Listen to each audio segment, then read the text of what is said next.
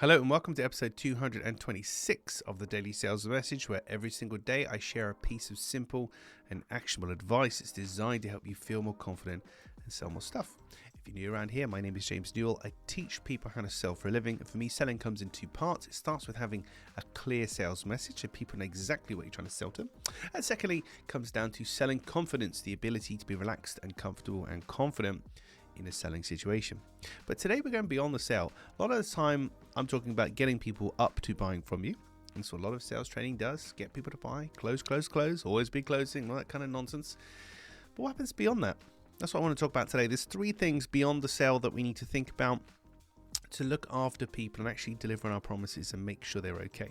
The first one is support. So I want you to consider, if you haven't already, and you may not have done, and that's okay because you're listening to this, so we can do it now. How do you support people after they bought from you? What does that actually look like? How can they contact you?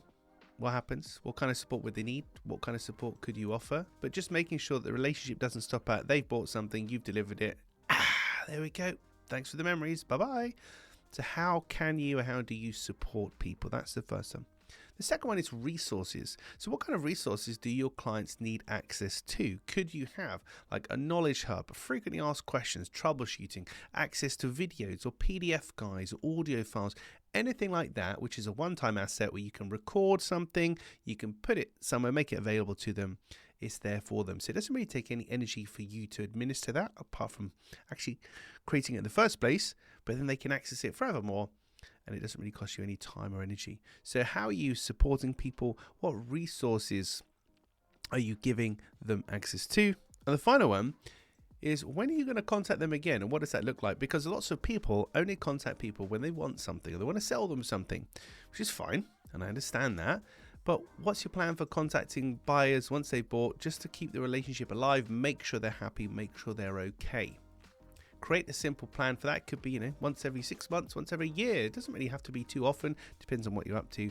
But have some kind of a plan to actually contact people and make sure that they're okay. And also then you can make sure, do they need any support? Do they need any resources? And the three things then tie together quite nicely.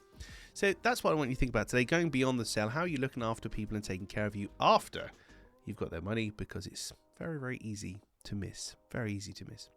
Right, that's it for this episode of the Daily Sales Message. Tomorrow in episode 227, is your email signature working?